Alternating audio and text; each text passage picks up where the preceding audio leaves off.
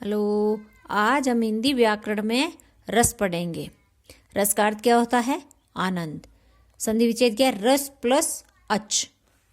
आस्वाद्यते इति रस, ये परिभाषा है। आस्वाद्यते इति रस संस्कृत में। अब परिभाषा पढ़ते हैं। कविता को पढ़ने व सुनने या उसके अभिनय को देखने से जो आनंद मिलता है उसे रस कहा जाता है। कविता को पढ़ना, सुनना व उसके अभिनय को देखने से जो आनंद की अनुभूति होती है उसे रस कहा जाता है। रस संप्रदाय के प्रवर्तक कौन है? भरत मुनि है। 34 शताब्दी ईस्वी पूर्व के हैं। भरत मुनि ने नाट्य शास्त्र उनका ग्रंथ है में 8 रस माने हैं। 37वें अध्याय में उन्होंने 8 रस माने हैं। शांत रस को उन्होंने नहीं माना है। 6वें व 7वें अध्याय में रस का वर्णन मिलता है भरत मुनि के नाट्य शास्त्र में। अब पढ़ेंगे रस के अंग व अवयव। रस निष्पत्ति का सूत्र है विभावानुभाव व्यभिचारी संयोग रस निष्पत्ति।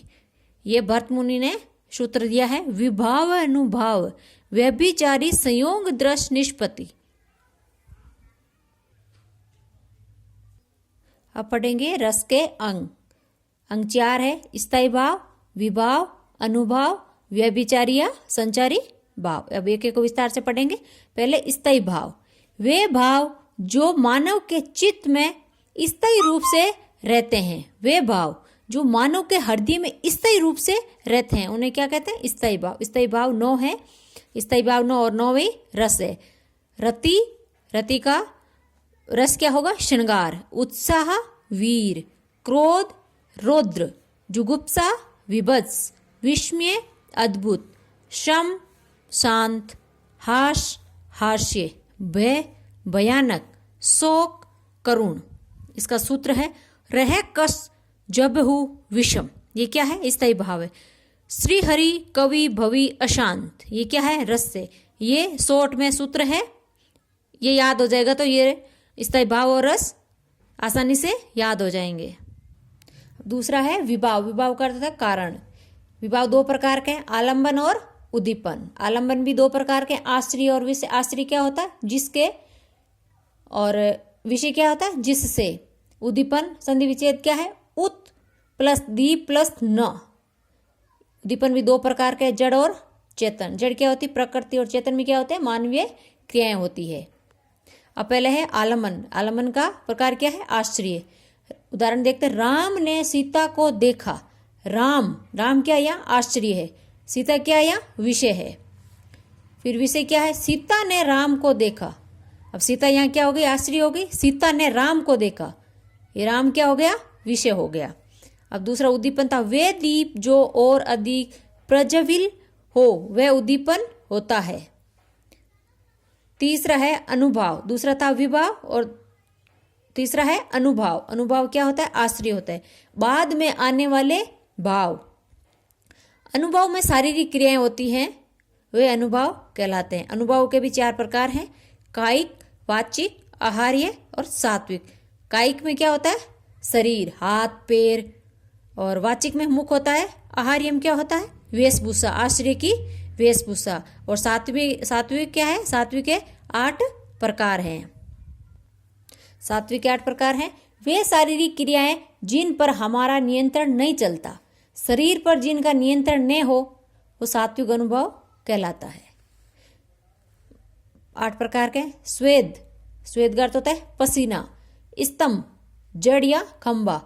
स्वरभंग, वाणी में भंग आना या हकलाना। कंप, कांपना।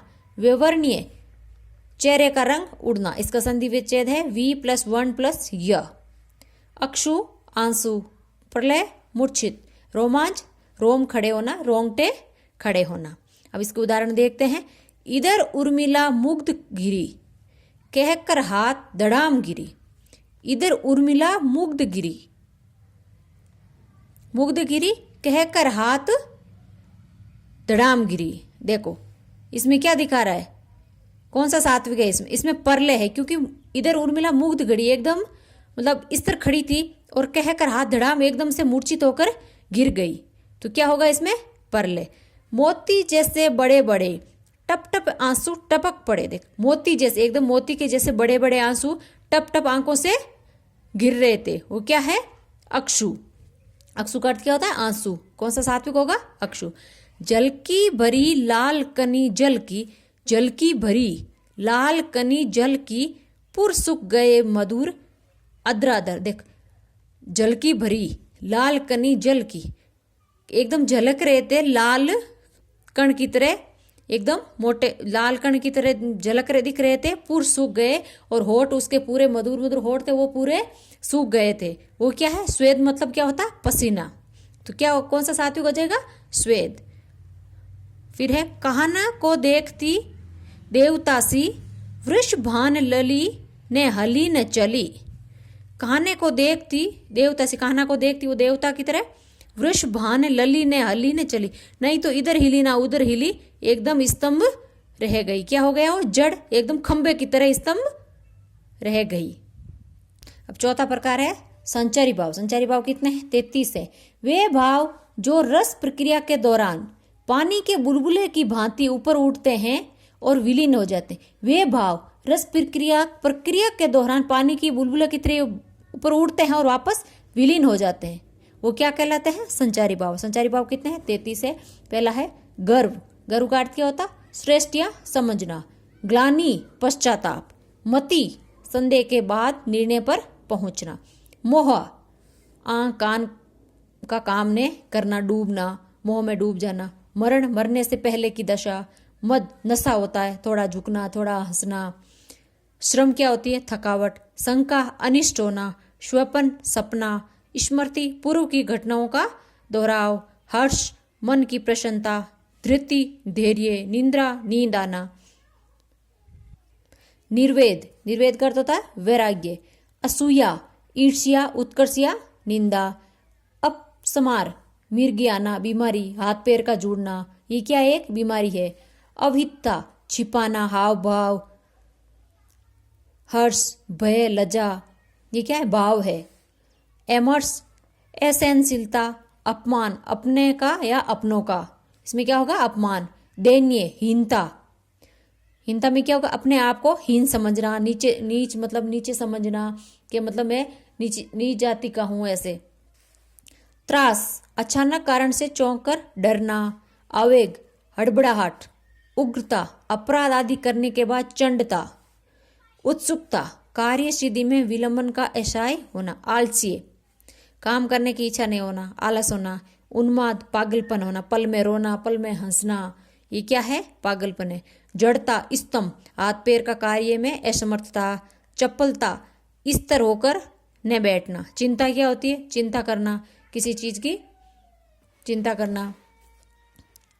फिर है वृड़ा लज्जा व लज्जित या संकुचित होना। व्याधि शारीरिक रोग। विबोध जागना, नींद की समाप्ति से ठीक पहले।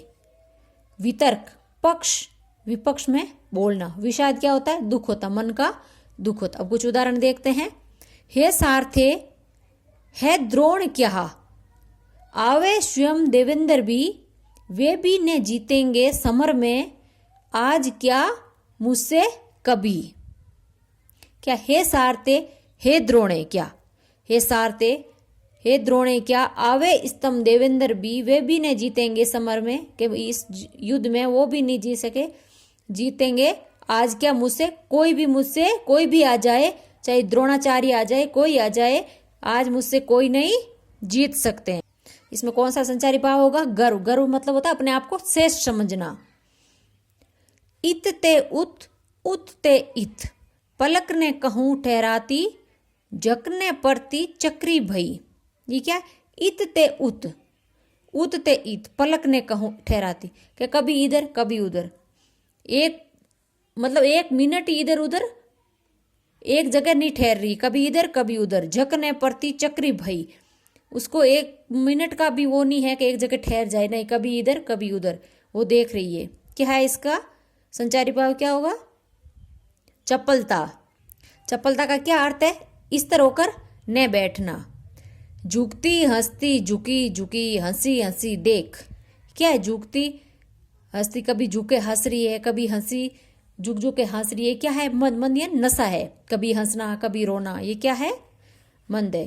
अंगद वचन सुनत सकुचाना, रहा बाली बंदर में जाना, अंगद वचन सुनत सकुचाना, रहा बाली बंदर में जाना।